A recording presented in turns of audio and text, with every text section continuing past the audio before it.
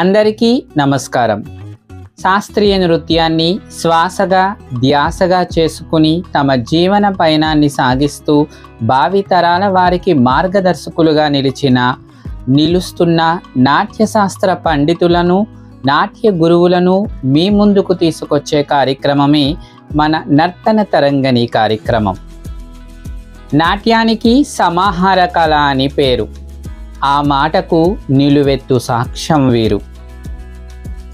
అంతరించిపోయిన ఆలయ నృత్యాన్ని పునఃసృష్టి చేసి యజ్ఞ నర్తనం వంటి హైందవ నర్తనాలను భావితరాల వారికి అందించిన ఘనత వారిది.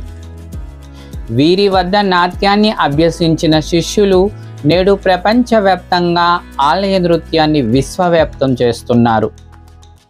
వారే మా నాట్య గురుదేవులు కళారత్న డాక్టర్ సప్పా దుర్గాప్రసాద్ గారు.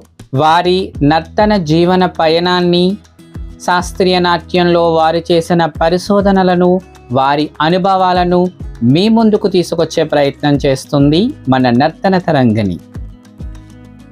నవంబర్ 7వ తేదీన సప్పా సత్యనారాయణ గారు, శ్రీమతి రవణమ్మ దంపతులకు విజయవాడలో జన్మించారాయన. తన 10వ ఏటనే నాట్యశాస్త్రంపై దృష్టి పెట్టారు. నృత్యంపై ప్రాథమిక జ్ఞానాన్ని తన తండ్రి నుండి నేర్చుకున్నారు. ఆయన వీణ, మృదంగం, నృత్యం, చిత్రలేఖనం వంటి కళారంగాల్లో విశేష ప్రతిభను సాధించారు. వీరు ఆంధ్రనాట్యం, పేరిణి శివతాండవాలను పద్మశ్రీ అవార్డు గ్రహీత నటరాజ రామకృష్ణ గారి నుండి శిక్షణ పొందారు. గురుదక్షిణగా ఆయన తన గురువు గారైన నటరాజ రామకృష్ణ గారి పేరు మీదుగా 1983లో శ్రీ నటరాజ నృత్య నికేతన్ని ప్రారంభించారు. దేశ విదేశాల్లో ఆయన ఎన్నో సత్కారాలు, సన్మానాలు అందుకున్నారు. 9 ప్రపంచ రికార్డులను నెలకొల్పిన ఘనత వారిది.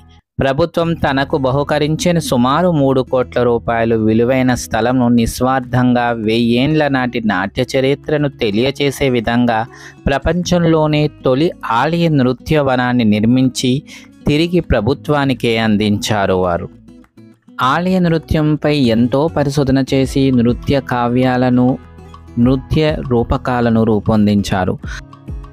సాహిత్యంలోనూ తనదైన ప్రతిభను కనపరుస్తూ నవలలు, కవితా సంపుటాలు, యాత్రా సాహిత్యం, స్మృతి సాహిత్యం వంటి ప్రక్రియల్లోనూ రచనలు చేశారు వీరు. నాట్యంలో ఆయన అనుభవాన్ని, ఆయన పరిశోధనలను అడిగి తెలుసుకునే ప్రయత్నం చేద్దాం రండి.